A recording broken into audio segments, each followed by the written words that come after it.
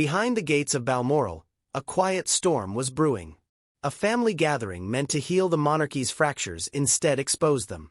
A young prince left in tears, a father forced to choose between blood and duty, and a step-grandmother caught in the crossfire.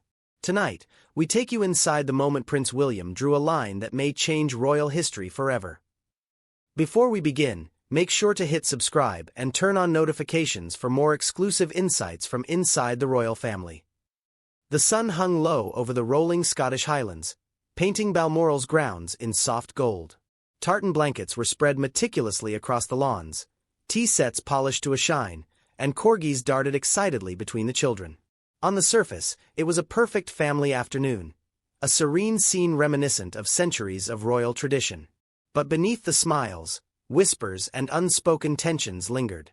Every careful gesture, every measured laugh, carried the weight of legacy and expectation. Prince William and Catherine, the Prince and Princess of Wales, observed their children closely. Prince George, now 11, was the focus of careful attention. His future as a king weighed heavily on him, even in moments meant for play. Princess Charlotte, ever composed, flitted between games, while Prince Louis, the youngest, chased the corgis with unrestrained energy. King Charles, aware of the subtle strains in the family, had personally arranged this gathering. His hope was simple: let the children meet, let them play, let them bond naturally. Camilla, supportive and attentive, viewed this as an opportunity to integrate her grandchildren quietly into royal life. Yet not everyone was comfortable. Catherine, with her keen instincts, noticed something immediately. Small, almost imperceptible shifts in her son's demeanor. His usual spark, that quiet confidence so befitting a future monarch, seemed muted. His eyes, she thought. Just a little too glossy. His shoulders slightly slumped. Something is off. She resolved to watch carefully, knowing a mother's intuition often sees what adults around her may miss. The children began a casual game of football. Laughter echoed across the lawn, and the corgis, blissfully unaware of human hierarchies, weaved between their legs. George kicked the ball with precision, Charlotte demonstrating surprising skill, while Louis's chaotic enthusiasm brought smiles from all. But subtle signs of discord appeared almost immediately. Camilla's eldest grandchild, attentive and outspoken, began to position himself near George.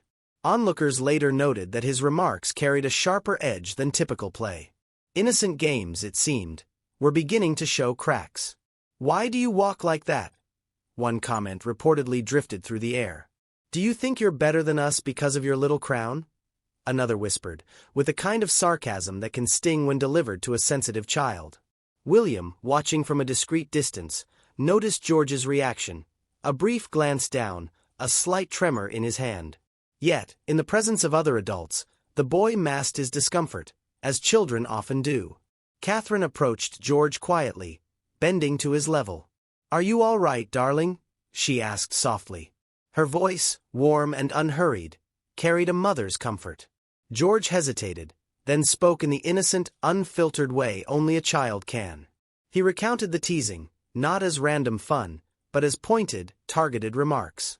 Words not just about his play or his position, but about his family, even invoking the memory of Princess Diana. Kate's expression, usually calm and composed, hardened. Beneath her serenity was a surge of protective fury. This was not typical playground teasing. This was a subtle reflection of adult influence seeping into a child's life. Word of George's discomfort traveled quickly, though discreetly. William, informed later that evening, felt a familiar pang, a reminder of his own childhood experiences, the pressures of public scrutiny, and the lasting shadows of history. Inside the palace walls, there was a quiet but palpable tension. Camilla, unaware of the full extent of the incident, or choosing not to address it openly, continued her hosting. King Charles, ever diplomatic, maintained a composed presence, sensing but not intervening in the underlying dynamics. The children, meanwhile, continued their activities, but the innocence of the afternoon had already been compromised. George's composure remained, yet his energy had dimmed, a subtle signal that the day was leaving its mark. Within the grand tradition of royal life, appearances matter. A staged afternoon of unity should convey cohesion, warmth, and familial harmony. Yet the undercurrents of the day revealed the delicate balance between public image and private reality. Every glance, every whispered exchange, carried implications. The palace staff, trained to observe without interfering, noted the microshifts, the tightening of Catherine's grip on Charlotte's hand, the measured steps of security personnel, the subtle adjustments in seating and supervision. Even in these small gestures, the narrative of influence and hierarchy was unfolding. Camilla's family, eager for recognition, was positioning themselves, while William and Kate navigated the tension with quiet authority. As the afternoon drew to a close, the sun lowering into the highland horizon, the children gathered their things. The laughter had quieted, replaced by thoughtful silences. George, though outwardly calm, carried with him the first weight of awareness, of position, legacy, and the complex web of relationships that would define his childhood. Catherine's eyes followed him, a mother's vigilance never wavering. William, standing slightly apart, observed the interactions with the mind of both a father and a future king. One thing was clear: the events of this day would leave marks, not just on a child, but on the future of a monarchy carefully poised between tradition and change.